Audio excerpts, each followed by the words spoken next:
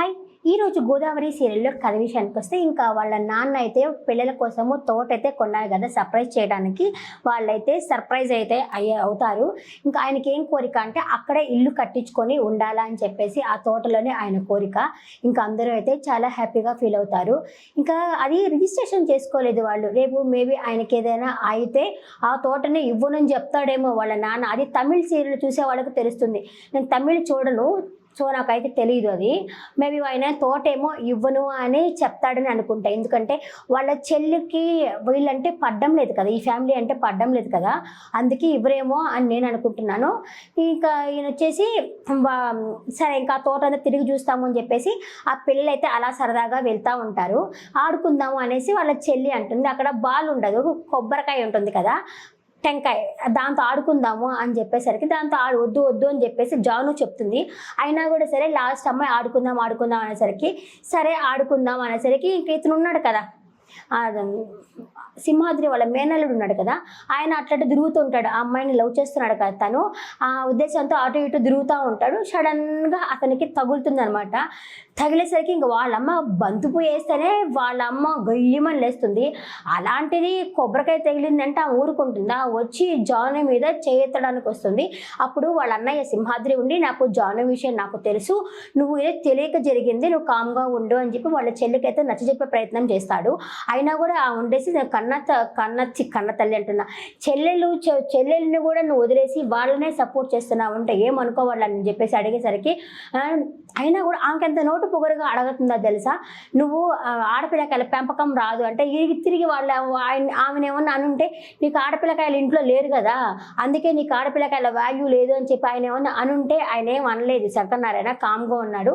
వాళ్ళ సింహాద్రి అదే ఈ అన్నయ్య మాత్రము వీళ్ళ విషయం నాకు తెలుసు, నువ్వు కామ్గా ఉండు అని చెప్పేసి చెప్పాడు. ఆమె అయితే కోపంతో అయితే ఇంక అక్కడి నుంచి అయితే వెళ్ళిపోతుంది. ఇంకా సింహాద్రితోటి శంకరనారాయణ ఉండి, శంకరనారాయణ పేరు శంకరనారాయణ పేర్లు ఏమో కన్ఫ్యూజ్ అవుతున్నా, కొంచెం ఫీల్ అవ్వకండి, ఎందుకంటే కొత్తగా చెప్పడం కదా, ఇంకా ఆ పేర్లు బైహార్డ్ అవ్వలేదు. ఇంకా ఆయన అని చెప్తాడనమాట. సింహాద్రి వాళ్ళ ఫ్రెండ్స్ అంటే అబ్బాయి ఏంది చెల్లెల్ని కూడా అలా అన్నావా అని చెప్పి ఆయన అడిగితే, నాకు నువ్వంటేనే ప్రాణము, నువ్వంటే నాకు ఇష్టము, నిన్ను ఎవరేమన్నా సరే నేను తట్టుకోలేను అని చెప్పి సింహాద్రి చెప్తాడు. అంత ఇదిగా చెప్తున్నాడు అని అంటే ఖచ్చితంగా రేపు హ్యాండ్ ఇస్తాడని నాకు అర్థమవుతా ఉంది. ఎందుకంటే రిజిస్ట్రేషన్ చేసుకుని ఉండాలా, ఆ రిజిస్ట్రేషన్ చేసుకునే లోపలే వాళ్ళ నాయన చనిపోతాడు అనుకుంటా. అదే అనుకుంటున్నాను నేను. మీరు తమిళ్ చూస్తుంటే నాకు చెప్పండి. అంటే కొంతమంది ఒకరు మాత్రం నాకు నచ్చలేదు అన్నారు సీరియల్, ఇంకా మిగతా కొంతమందికి కూడా నచ్చదేమో నాకు తెలియదు. నేను ఇప్పుడిప్పుడే స్టార్ట్ చేశాను కాబట్టి చూద్దాం అది ముందుకు పోతుంది ఎంత దూరం పోతుందో అనేసి. వీళ్ళు వచ్చేసి ఇంకా వీళ్ళు ఇంటికి అయితే వచ్చేస్తారనమాట. వచ్చిన తర్వాత అడుగుతూ దెబ్బ తగిలిందుకు ఎలా ఉంది నాన్న అని అడుగుతుంది.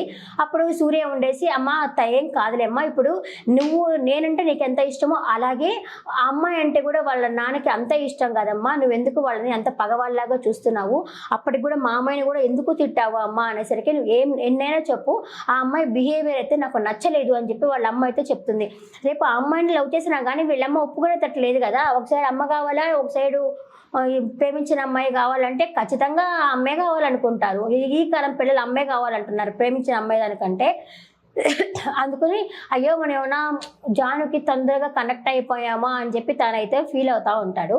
ఇంకా తర్వాత ఈ శంకరనారాయణ రోడ్లంబడ వస్తుంటారు కదా, అక్కడ ఉన్న ఊరి ప్రజల్లో వాళ్ళు ఉండేసి ఇంకా ఇప్పుడు వచ్చారు అంటే ఇప్పుడే ఒక 15 రోజులు అయ్యింది అని చెప్పి చెప్తాడు. చెప్తే సహా లేదు, ఇప్పుడు రిజిస్ట్రేషన్ చేసుకోలేదు కదా మీరు, అన్ని తోట కూడా వాళ్ళ చేతే కొనిచ్చావు, కానీ ఎలాంటి వాళ్ళు ఏమిటో అనేది తెలియదు కదా, అంటే ఆ తోట ఓనర్స్ ఎలాంటి వాళ్ళో తెలియదు ఏమిటేదో ఒకసారి చూసుకో జాగ్రత్త అంటే ఏం చెప్పొచ్చావు అంటే మా ఫ్రెండ్ చాలా మంచోడు, మా ఫ్రెండ్ని మాత్రం అలా అనొద్దు అని చెప్పేసి ఆయన అయితే చెప్తాడు. వాళ్ళు చెప్తారు 4 ఆడపిల్లకాయలు ఉన్నారు, అతిగా నమ్మడం కూడా పనికిరాదు, ఇవాళ రేపు నిజంగా అలాగే ఉంది కదా, ఇవాళ సొంత వాళ్ళే మోసం చేస్తున్నారు, అదే విషయం ఊళ్ళో వాళ్ళు కూడా చెప్తారు. అయినా కూడా అయితే ఆయన పట్టించుకోలేదు, అక్కడి నుంచి వెళ్ళిపోతారు. ఇంకా ఇంట్లో వచ్చేసి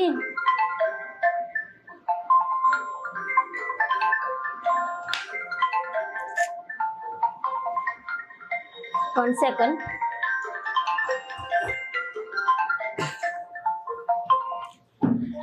ఆ తర్వాత వచ్చేసి చెప్తారు. ఆయన పట్టించుకోకుండా పోతాడు. ఇంకా అమ్మ ఇంటికి వెళ్ళిన తర్వాత ఆ అమ్మాయి ఉండి అంటుంది, వాళ్ళ అమ్మకి దోశ పోసిస్తూ ఉంటుంది. దోశ పోస్తూ ఉంటే ఈ అమ్మాయి ఉండేసి జాను ఉండేసి వాళ్ళ నాన్నలాగా మాట్లాడుతుంది అనమాట. మాట్లాడి నాకు ఒక దోశ తీసుకొని రా అని చెప్పి అలా అంటుంది. అంతలోప్పుడు వాళ్ళ నాన్న వచ్చి ఏంటి నాలాగా మిమిక్రీ చేస్తున్నావు అంటే, నువ్వు లేకపోతే నేను ఎలాగ అమ్మని చూసుకోవాలి కదా, అలాగే చూసుకో అంటే వాళ్ళ మాటలు అంటే ఆయన లేకపోతే అంటే నిజంగానే ఆయన లేకుండా పోతారు. మేబీ ఎలా చూసుకుంటుందో అనేదే అనుకుంటా సీరియల్ కూడా వచ్చేసి. కానీ తమిళ్లో సూపర్ హిట్ అంటున్నారు. అంటే కొంతమందికి నచ్చుతుంది, కొంతమందికి నచ్చలేదు అనుకుంటా సీరియల్. మాట్లాడుతూ ఉండేసరికి ఇంకా డెలివరీ వస్తుందనమాట. ఒక డ్రెస్ కొనుక్కున్నాను 2000 ఇవ్వు అని చెప్పేసి అలకనంద అయితే డబ్బులు అడుగుతుంది వాళ్ళ నాయన్ని. ఇస్తారు. అంత లోపల వాళ్ళ జాను ఉంది కదా అమ్మాయికి చెల్లెలు, ఎందుకు అది బయట 500కే డ్రెస్ తీసుకోవచ్చు కదా అనేసరికి అది నువ్వు కొనుక్కో, నేను మా నాయన ఇస్తాడు, ఆయన నీ దగ్గర డబ్బులు తీసుకున్నట్టు ఫీల్ అవుతున్నావా అని చెప్పేసి అడుగుతుంది.